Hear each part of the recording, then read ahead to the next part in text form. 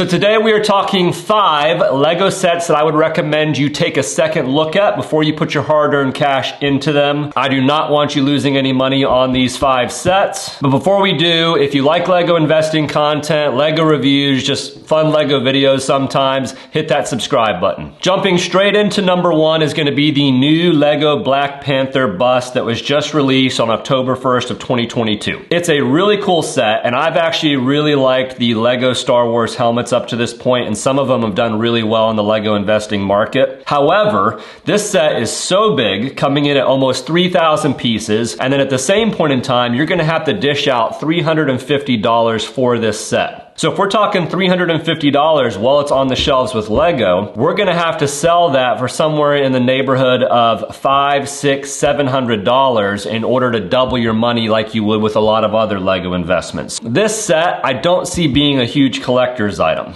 I might be wrong on that, and that might change. But in my opinion, at least looking at it right now, a collector is gonna have to be a really huge Black Panther fan to wanna display this thing, but then outside of that, wanna spend $400, $500, $600, $700 on this set for you to make some money is gonna be a pretty big ask. If you could potentially get it for 40% or more off the retail price, then it might end up working out well as a good investment. But if you can't get it for more than, I would say, in my opinion, 40% or more, it's probably going to be a tough sell and tough for you to get your money back out of that. So be careful with the Black Panther set. Number 2 is kind of more of a category, but I'm going to talk about a specific set, which is the Old Trafford Manchester United soccer stadium. The soccer stadiums in general are hitting a very niche market. There hasn't been a lot of popularity surrounding these sets that at least I have seen. Now, if I were going to invest in one of the soccer stadiums, it probably would be Old Trafford. That was the original set. I think the stadium looks amazing. Manchester United is one of the more popular soccer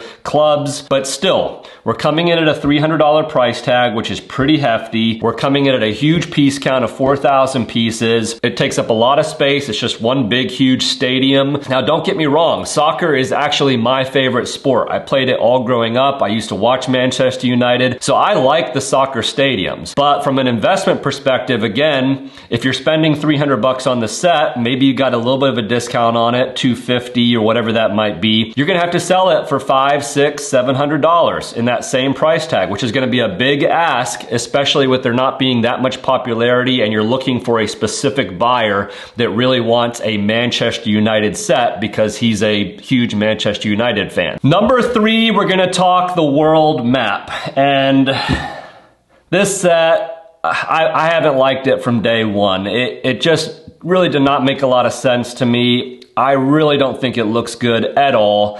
It's kind of discouraging because there's much better sets out there that I wish held the title of the largest Lego set, but right now it's the world map. The Lego art category is not the most popular category with Lego. It is cool. There are some really cool Lego art pieces. I actually have a couple of them up here in the Lego room, but for it just to be one large map that you're building with 12,000 pieces is not the most enjoyable build experience. But then again, if we look at it from a collector's point of view, is there anything really collectible about it? There's no minifigures, not really tied to a specific group of fans. It's just a world map. So $250 is what you're gonna have to buy it for. But then again, you're gonna have to sell it for $400 or $500 depending on what you purchased it for in order to make some profit on this investment that you're putting your money into. So it's gonna be a difficult sell. Will it go up a little bit in value? Possibly. But then for it to go up that high in value and to find those specific people that want a world map at that size, I think is gonna be difficult. So be careful. Again, we're kind of seeing a little bit of a trend. Stay away from the really niche products that we don't see a lot of popularity with. And just to be completely honest, I did purchase a Lego world map, and it's sitting up there on my wall, but I did an alternative build with it, and that's the only reason I bought it. I did not purchase it as an investment, nor will I purchase it as an investment unless something crazy happens and it shoots up in popularity for some reason. But I don't see that happening. If you're getting some value out of the video real quick, throw a thumbs up if you would and help it get out to more people.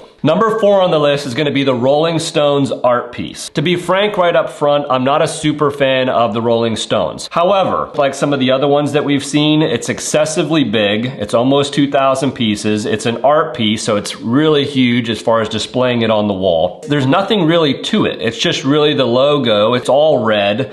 And Again, not the funnest build experience. It's gonna take someone really specific that's gonna want that big a piece of art of the Rolling Stones. They probably are gonna have a whole Rolling Stones room in their house or basement or whatever. The price tag is better. It's $150, which is not too bad. So if you get it for $100, then you might have some wiggle room there, but you're still gonna have to sell it in the $250, $300, $400 range to make some good money on it. And in my mind, there's other sets that you could be putting your money in that are a much better bet. Think again before you throw your money into it. Now, number 5, this last one is actually a set that hasn't even released yet. It's coming out November 1st of 2022, but it's the Lego Table Football. It's basically a foosball table. This one, I guess, had a bunch of issues while they were putting it together and designing the set. It just wasn't coming together like they had originally imagined it would. So they had to end up dumbing this set down. There's only 5 minifigures on each team. It's a relatively small build, but it's $250, which is a massive price tag in my mind for this set. If you look at some of the pictures, this isn't gonna be the most amazing display piece.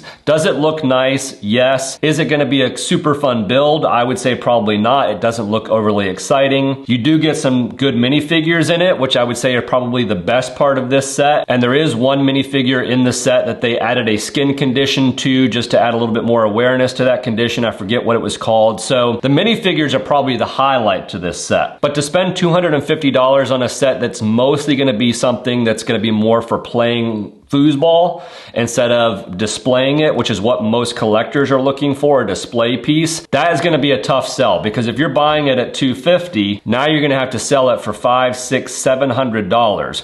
And for someone to spend $500, $600, or $700 on a foosball table, that's gonna be a tough sell. It's a very small set, so you're not having the most exciting game of foosball. It's not gonna display well, it's expensive, so this one just has a lot of negatives to it in my mind, not just from a consumer standpoint, but from a investing standpoint. Unless, again, you can find this at an incredible deal before it retires, 40% or more off, I would just stay away from this set, put your money somewhere else that's gonna be more worthwhile. That's the list. Tell me what you think.